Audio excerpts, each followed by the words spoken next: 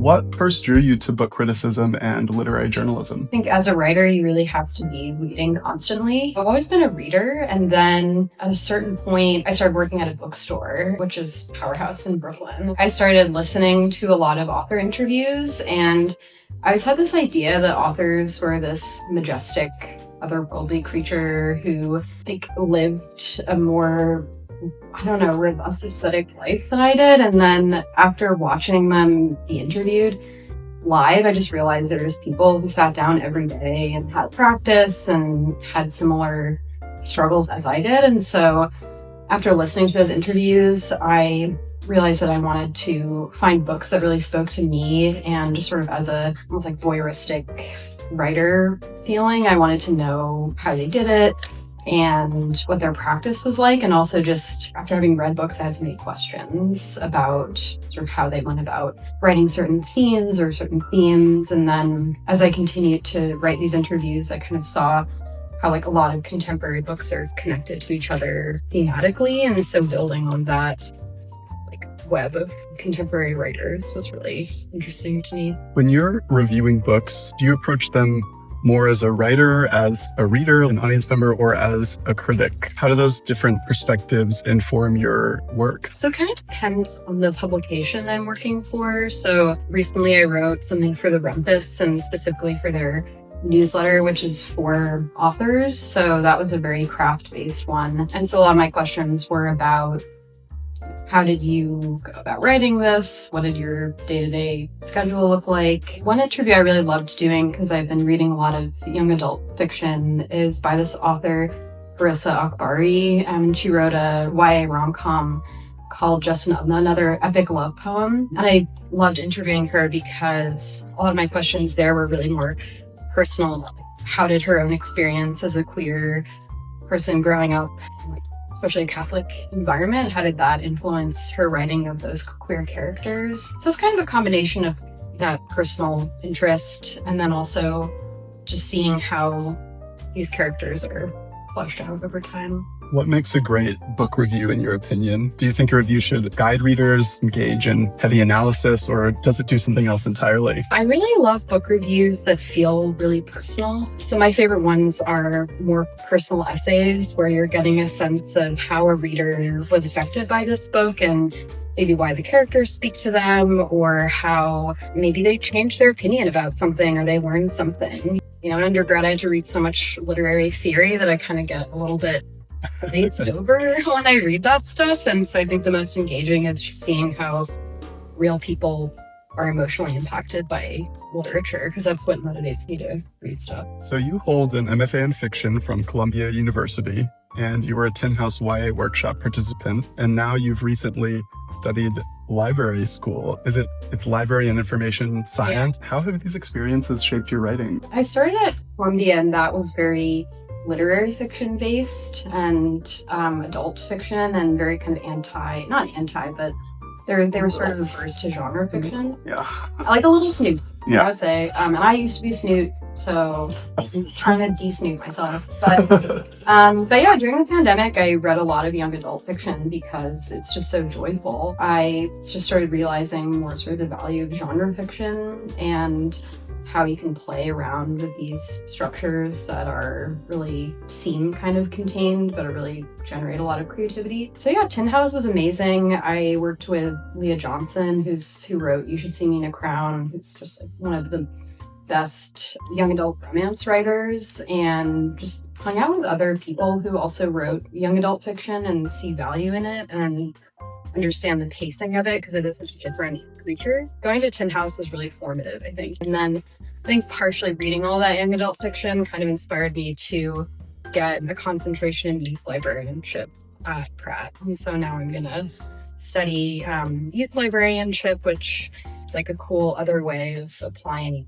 understanding of how kids read and what they're drawn to, and also how do they decide what to read. Do you think being a critic, if not a snoot, but a critic, someone who thinks about books and literature a lot for your job and has to talk about it a lot with clients and, soon with library guests. Do you think that talking about literature for work makes it easier or harder to write your own fiction? I think teaching helps so much in my own practice because I think there's that phrase that when you teach something, you really have to understand it. It's sort of the highest level, one of the higher levels of understanding something is being able to break it down and break down the mechanics of it. Yeah, so I think working with clients and talking about book structure has been really helpful just in reaffirming for myself how structure works. As the online fiction editor back in the day for Columbia Journal, how did you approach curating and selecting work, and how do you approach that process now for any jobs that you're doing for publications? I had a professor at Columbia who said something that I always go back to, which is that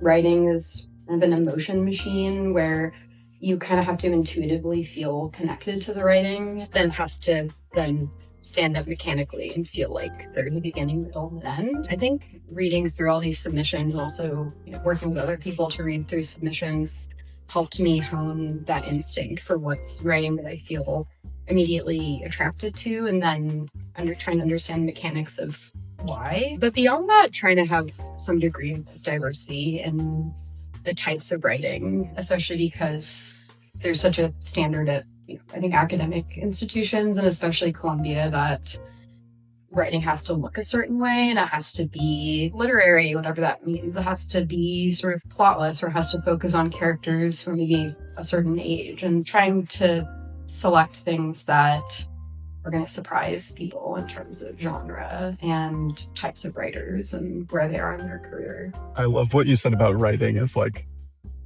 an emotion machine, or is this kind of transformative like emotional technology that we have and the mechanics of that. How does that bear on your work? Do you think of it in that way when you're doing your own writing? Are you thinking about this is going to be the reader's emotional experience, or are you using your own writing process to elicit your own feelings and letting that lead you? Yeah, I do really like thinking about what's going to cause a reader to feel a certain way and how can you subvert their expectations, or like the formula of kind of how you break someone's heart and then by the middle of the book, and then especially in romance and rom-coms, like how you evoke that feeling at the end. Because I was really skeptical of romance. There's a lot of stigma against it, and so I think its ability to like draw me in as a skeptic and have me really love it is so fascinating to see, right? Like how does that function?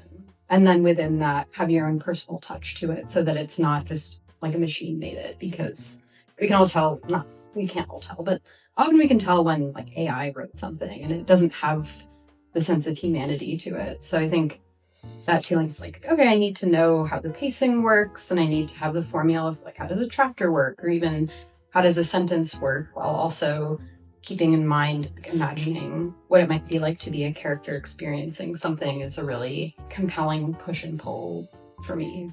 Yeah, I mean, so much of craft is about balancing form and restraint and kind of like tradition, really, with also incorporating freedom and letting that freeing experience also translate into the reader's experience. I'm curious, without getting too formulaic, what makes a great romance? You need the classics. You need the meet cute.